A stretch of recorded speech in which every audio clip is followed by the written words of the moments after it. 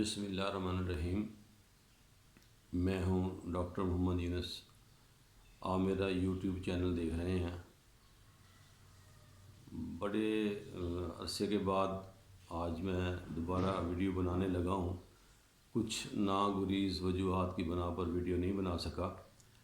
آج کی جو ویڈیو ہے اس میں جو ہمارا موضوع ہے وہ ہے کہ ہم نے بکریوں کا جو بریڈنگ فارم بنانا ہے اس میں بکریوں کا کیسے انتخاب کرنا ہے۔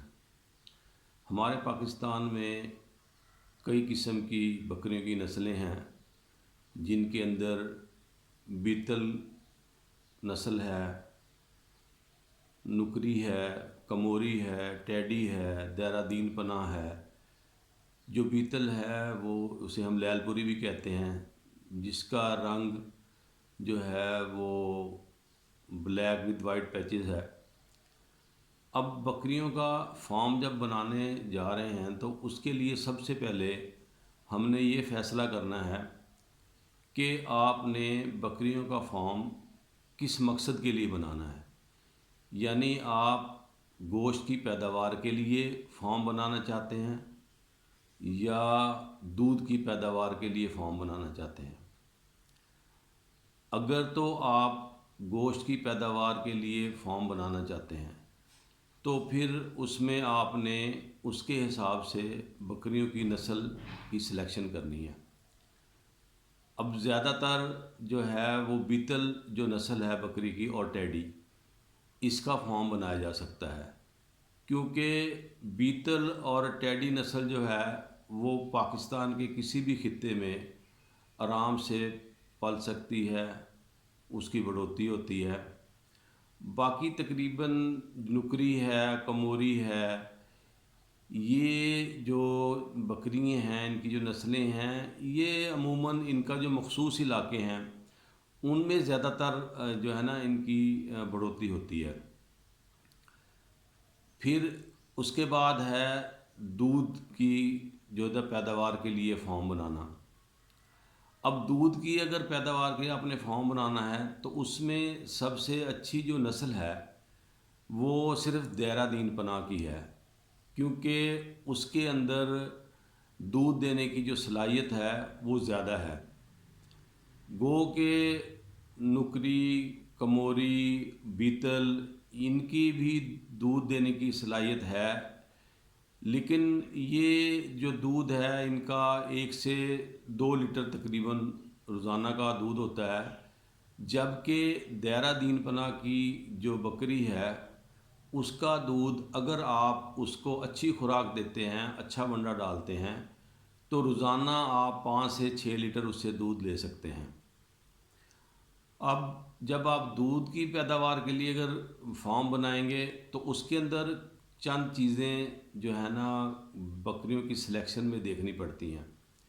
سب سے جو اہم چیز ہے وہ بکری کا ہوانہ ہے، کیونکہ جو ہوانہ ہوتا ہے وہ گائے کا ہو، بھینس کا ہو، بکری کا ہو، وہ دودھ کا سٹور ہاؤس ہوتا ہے۔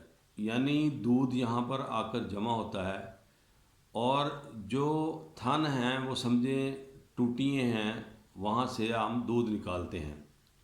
لہذا جتنا اچھا ہوانہ ہوگا، ٹکڈ اپ ہوگا، ویل فارمڈ ہوگا، تو اتنا ہی دودھ کی پیداوار بھی بہتر ہوگی۔ اس طرح جو گوشت کی پیداوار کے لیے بکریوں کا چناؤ ہے، اس کے اندر بھی ہم نے دیکھنا ہے کہ بھی کس عمر کی بکریاں ہم نے سلیکٹ کرنی ہیں۔ زیادہ تر جو بکری ہے وہ اگر ایک بچہ دے چکی ہو اس کو آپ سلیکٹ کریں، اس سے اس کے ہوانہ کا بھی پتہ چل جاتا ہے کہ اس کا ہوانہ کتنا ڈیولپ ہوا ہے، کتنا ویل فارمڈ ہے، اور اس کے گوشت بڑھانے کی صلاحیت اور اس کے بچے دینے کی جو ہے استطاعت کیا ہے۔ اس طرح دودھ کے لیے بھی ہم جو ہے یہ دیکھیں گے کہ اس کا ہوانہ ویل ڈیولپ ہے، کیا وہ ٹکڈ اپ ہے، یعنی اوپر جسم کے ساتھ جڑا ہوا ہے، یا وہ اوپر سے ٹوٹا ہوا ہے، یا ہوانہ بالکل ہے ہی نہیں، صرف آگے 2 تھن ہیں۔